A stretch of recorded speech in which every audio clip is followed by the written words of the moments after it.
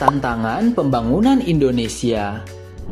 Halo teman kece, pernahkah kamu bepergian melewati jalan tol atau bepergian menggunakan kereta api? Lalu siapa ya yang membangun jalan tol dan kereta api? Untuk siapa ini dibangun? Iya benar, jalan tol dan kereta api dibangun oleh pemerintah untuk kepentingan masyarakat Indonesia. Kalau begitu, kenapa ya ini semua perlu dibangun? Tentunya supaya masyarakat semakin sejahtera. Tidak hanya jalan tol dan kereta api, ada banyak sekali pembangunan oleh pemerintah yang ditujukan agar kehidupan masyarakat sejahtera. Apa itu pembangunan? Pembangunan adalah sebuah usaha terencana untuk mendorong perkembangan kualitas kehidupan masyarakat dalam berbagai bidang.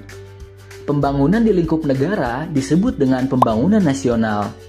Kebijakan pembangunan nasional dirancang oleh pemerintah dan dilaksanakan oleh seluruh masyarakat untuk bisa mencapai tujuan nasional. Lalu, bagaimana pembangunan di Indonesia yang berlangsung sejak Orde Lama, Orde Baru, dan pasca reformasi? Pada masa Orde Lama, Presiden Soekarno membentuk Badan Perencanaan Pembangunan Nasional atau Bappenas, yang hingga saat ini merupakan lembaga negara yang berperan penting dalam upaya perencanaan pembangunan di Indonesia. Dalam bidang infrastruktur, pemerintahan Orde Lama telah membangun berbagai sarana dan prasarana.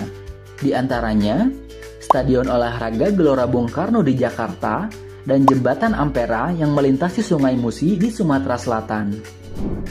Pada masa Orde Baru, Presiden Soeharto mewacanakan trilogi pembangunan yang menjadi landasan kebijakan, yaitu terwujudnya stabilitas politik dan keamanan, pertumbuhan ekonomi yang tinggi, dan pemerataan hasil pembangunan. Karena pembangunan nasional tidak mungkin terwujud dalam waktu yang singkat, dirancang serangkaian program pembangunan jangka panjang atau PJP yang akan berlangsung selama 25 tahun. Beberapa program unggulan yang dilakukan pada PJP tahap 1 ini adalah Keluarga Berencana atau KB, Transmigrasi, dan Pendidikan Dasar. Setelah Orde Baru selesai, Indonesia masuk pada masa reformasi. Pembangunan di bidang ekonomi pada masa Presiden B.J. Habibie adalah membuat Bank Indonesia menjadi lembaga independen. Sementara kebijakan di bidang politik adalah melakukan pencabutan terhadap pembatasan pers, merestui jajak pendapat untuk wilayah Timur Timur, dan mengadakan pemilu pertama setelah reformasi. Pemerintah Habibie dilanjutkan oleh Presiden Abdurrahman Wahid atau Gus Dur. Pemerintahan Gus Dur melanjutkan penataan ekonomi dengan mengendalikan inflasi, menjaga kurs mata uang rupiah, dan merombak kinerja pemerintahan di berbagai departemen. Selain itu, pemerintahan juga fokus membangun persatuan dan toleransi dalam masyarakat. Setelah Presiden Gus Dur, pemerintahan dilanjutkan oleh Presiden Megawati Soekarno Putri. Di bidang politik, pemerintahan Megawati sukses mengadakan pemilu pertama untuk memilih presiden secara langsung. Di bidang ekonomi dilakukan kebijakan privatisasi BUMN dan pengalokasian utang luar negeri untuk efektivitas pembangunan. Setelah Presiden Megawati, pemerintahan dilanjutkan oleh Presiden Susilo Bambang Yudhoyono atau SBY. Pembangunan pada masa Presiden SBY adalah revitalisasi industri pertahanan atau industri strategis. Keaktifan di kerjasama ekonomi internasional seperti APEC dan G20, dan pembentukan Badan Penyelenggara Jaminan Sosial atau BPJS. Pemerintahan kemudian dilanjutkan oleh Presiden Joko Widodo atau Jokowi. Pada masa awal kepemimpinan, Presiden Jokowi berhasil dibangun jalan nasional dan jalan tol yang termasuk dalam Proyek Strategis Nasional atau PSN. Lalu, bagaimana cara mengukur keberhasilan dari pembangunan suatu negara? Keberhasilan pembangunan dapat diukur dari pertumbuhan ekonomi dan kualitas kehidupan. Pembangunan dapat dikatakan berhasil apabila tingkat produktivitas ekonomi masyarakatnya cukup tinggi. Pertumbuhan ekonomi di suatu negara dihitung dari tingkat perkembangan produk domestik bruto atau PDB setiap tahun. Sementara itu, indikator untuk keberhasilan kualitas kehidupan menggunakan Indeks Pembangunan Manusia atau IPM. IPM mengacu pada 3 komponen, yakni tingkat harapan hidup pada saat kelahiran, tingkat pencapaian pendidikan untuk SD, SMP, dan SMA, serta tingkat pendapatan per kapita. Keberhasilan dalam pembangunan tentu bisa mendorong Indonesia menjadi negara maju. Indonesia telah memiliki visi untuk menjadi negara maju pada tahun 2045. Apa saja karakteristik negara yang maju? Di negara maju, masyarakatnya memiliki pendapatan rata-rata yang tinggi sehingga dapat memenuhi kebutuhan hidupnya.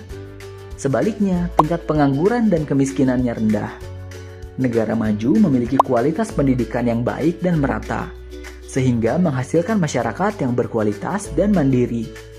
Kualitas masyarakat yang baik menyebabkan negara maju dapat menguasai ilmu pengetahuan, teknologi, dan juga industri. Apakah Indonesia bisa menjadi negara maju? Indonesia memiliki potensi berupa kekayaan alam, keanekaragaman budaya, dan banyaknya penduduk. Selain sumber daya tambang dan mineral, Indonesia juga memiliki sumber energi alternatif seperti panas bumi, energi laut, dan energi surya yang dapat diolah menjadi listrik. Keindahan alam dan keanekaragaman budaya Indonesia bisa menjadi daya tarik di bidang pariwisata. Jika dikembangkan dengan baik, semua potensi ini dapat menjadi modal untuk Indonesia menjadi negara maju. Lalu, apa yang dapat kita lakukan sebagai pelajar? Negara maju membutuhkan manusia yang berkualitas.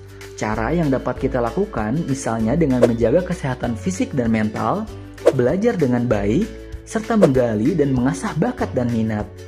Kita juga perlu peduli dengan kelestarian alam agar lingkungan tetap nyaman ditinggali. Misalnya dengan mengolah sampah dan menghemat energi. Wah, lengkap sudah ya pembahasan tentang tantangan pembangunan Indonesia.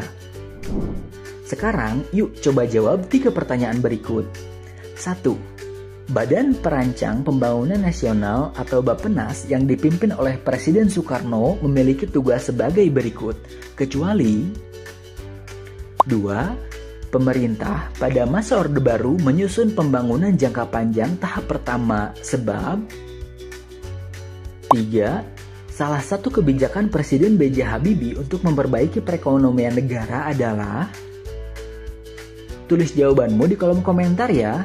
Kalau mau latihan soal topik tantangan pembangunan Indonesia,